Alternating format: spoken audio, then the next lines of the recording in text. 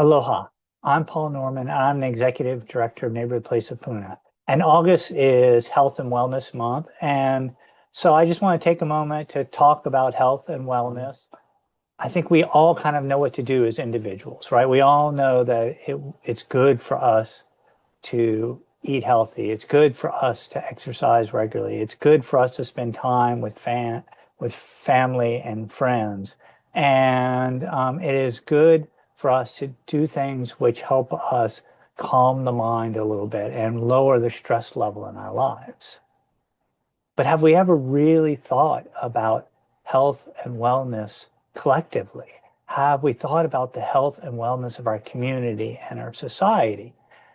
And I think this is really important because we as individuals cannot be truly healthy and happy if we are in a society that is sick in some way.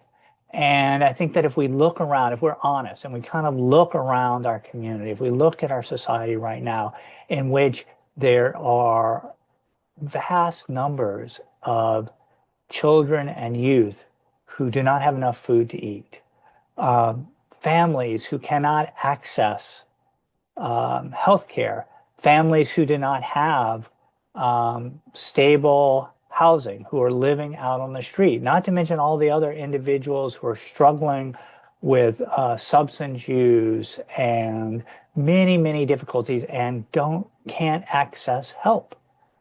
And when we see that, when we look at that, that is an illness in our society, right?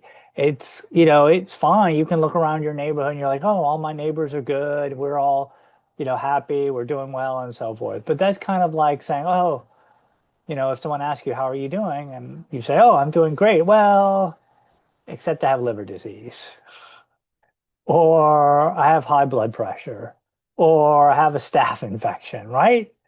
Yes, maybe you feel like you're doing well, but those illnesses are part of you. You cannot separate the health of your heart or the stress level in your life or some other disease from your overall health. And likewise, in a society, we cannot separate certain segments of the society that we don't like. We cannot just say, oh, well, the society is healthy, except we have a ton of homelessness, right?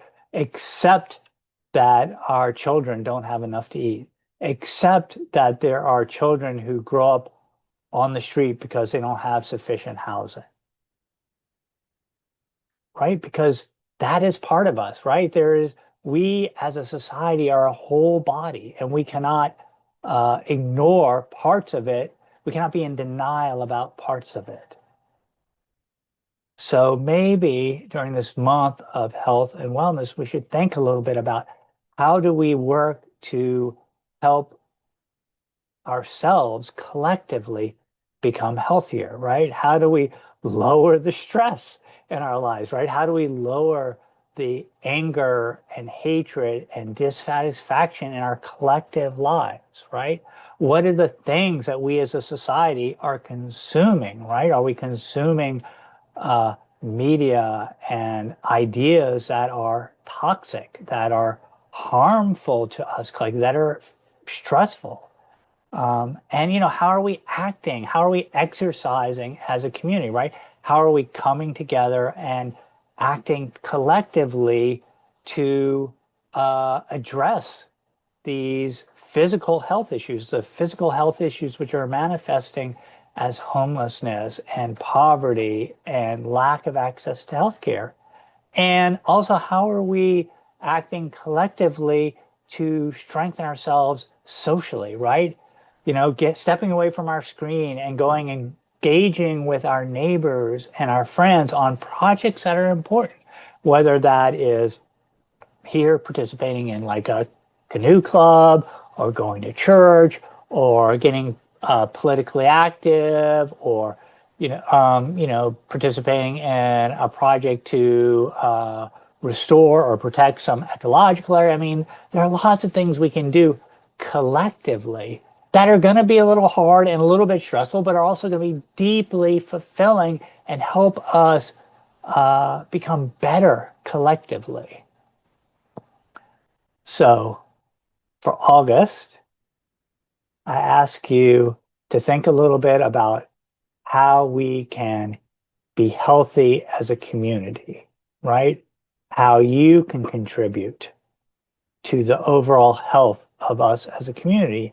And in doing so, help us ensure that every child and every youth has a home, has sufficient food to eat, and that the parents are able to support that child in so that that child thrives, so that the family thrives, so that we build a stronger, healthier community and society.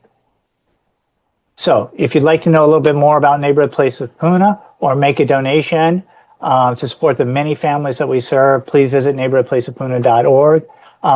If you like the video, you know what to do. You can click the like button and please subscribe and follow our channel. Aloha and have a wonderful week.